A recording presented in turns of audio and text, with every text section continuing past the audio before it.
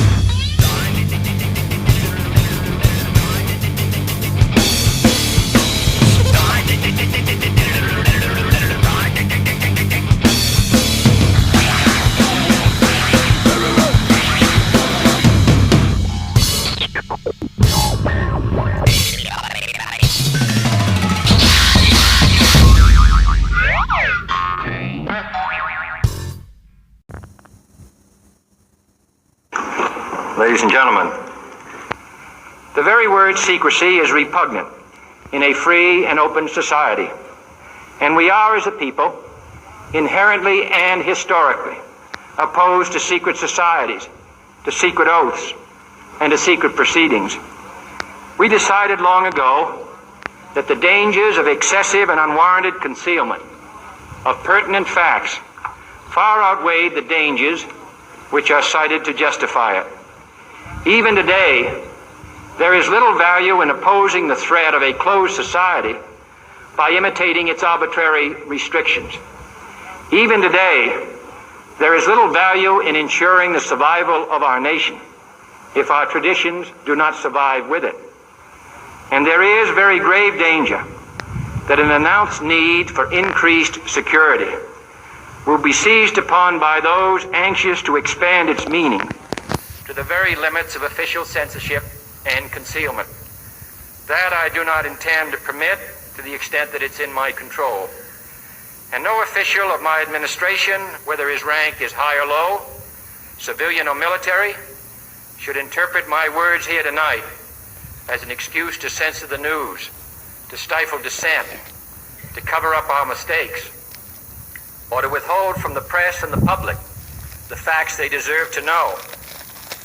For we are opposed around the world by a monolithic and ruthless conspiracy that relies primarily on covert means for expanding its sphere of influence, on infiltration instead of invasion, on subversion instead of elections, on intimidation instead of free choice, on guerrillas by night instead of armies by day.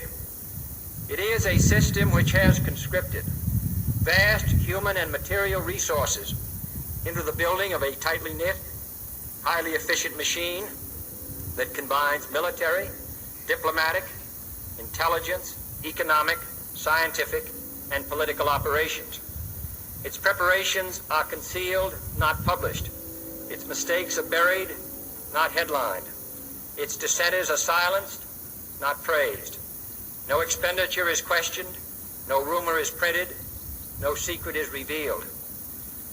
No president should fear public scrutiny of his program, for from that scrutiny comes understanding, and from that understanding comes support or opposition, and both are necessary. I am not asking your newspapers to support an administration, but I am asking your help in the tremendous task of informing and alerting the American people. For I have complete confidence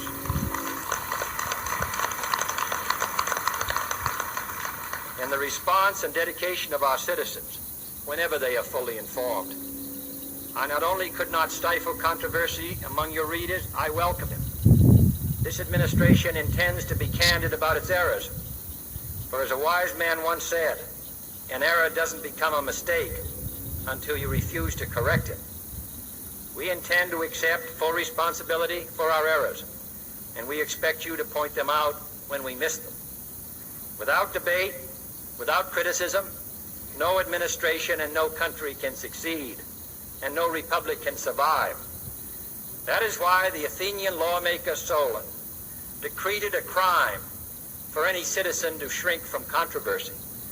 And that is why our press was protected by the First Amendment, the only business in America specifically protected by the Constitution, not primarily to amuse and entertain, not to emphasize the trivial and the sentimental, not to simply give the public what it wants, but to inform, to arouse, to reflect, to state our dangers and our opportunities, to indicate our crises and our choices, to lead, mold, educate, and sometimes even anger public opinion.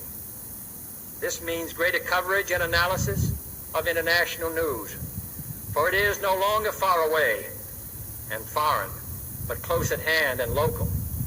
It means greater attention to improved understanding of the news, as well as improved transmission.